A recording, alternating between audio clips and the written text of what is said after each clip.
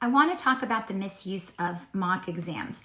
Taking mock tests is a fantastic activity for exam prep, but there are ways that mocks are being used that can do more harm than good. First of all, I keep hearing students talk about taking the same mock many times over and then using the score changes to assess progress or improvement. If you're doing that without reviewing the mock exam, then of course there is some value in that. But if you're taking a mock exam, reviewing the answers, studying from the questions, and then taking the test again to see if you score higher, then you're absolutely doing yourself a disservice. The improvements that you may see are not valid representations of your fluency, but probably more likely a product of you having memorized the question and or the answer. So my advice is that mocks should be taken once. The second misuse is taking mocks before you actually study. Mock exams should be treated as practice opportunities after you've done your due diligence studying the content.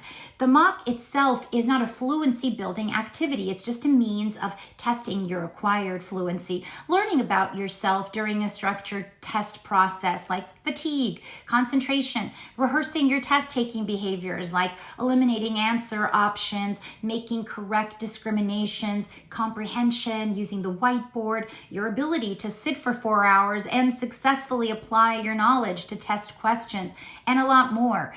Now, the final misuse, which is very common from what I am seeing, is taking mock exams as the only exam prep activity. This is when candidates get their hands on as many mocks as possible and then just take and retake these same mocks and only study from these mocks and nothing else.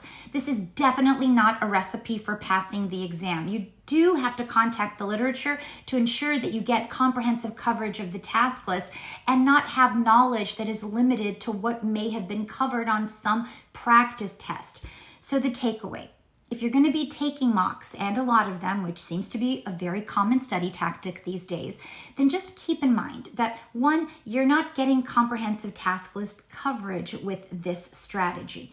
2, once reviewed, a mock is no longer a valid measure of your fluency or your progress. And 3, use your mocks wisely, only after you've studied so that they can represent how you're able to generalize all of that knowledge into exam day discriminations. And one more thing, don't let mock scores get you down. There's only one test that you have to pass.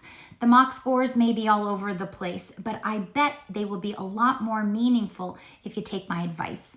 Thank me later.